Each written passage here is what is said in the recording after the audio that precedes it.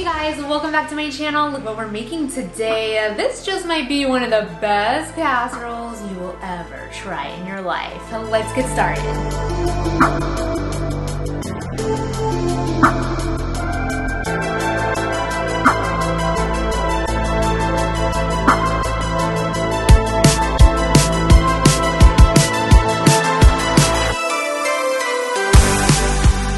Alright guys, you're going to start off this recipe with 2 chicken breasts. I'm putting them on a sheet pan, give them a little drizzle of some oil, and I'm going to sprinkle with some salt and pepper.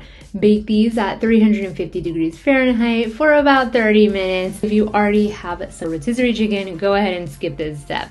Next, you'll need some rice for this casserole. I'm just adding a cup of jasmine rice with 2 cups of water to my rice cooker. Place it to the side, and now onto the base.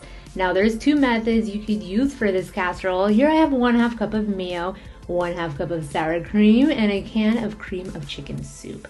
You're gonna mix this together with 1/2 cup of milk till it's all nice and creamy and well incorporated.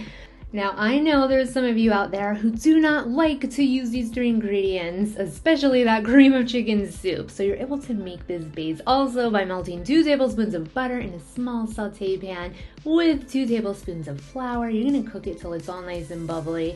And after about a minute, whisk in 2 cups of milk and mix it all together until it's nice and thick and simmering.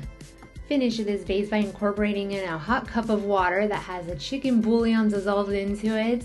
These are the 2 bases right here. They're both equally delicious. Today I'm going to be using the one with the cream of chicken soup.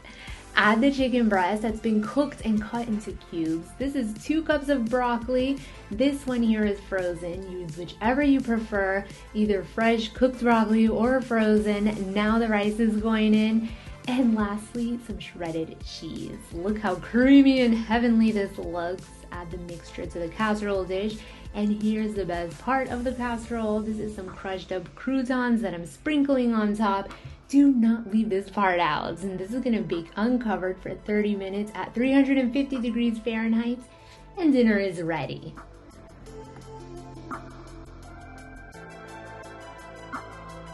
Guys, now for the best part, taste test time.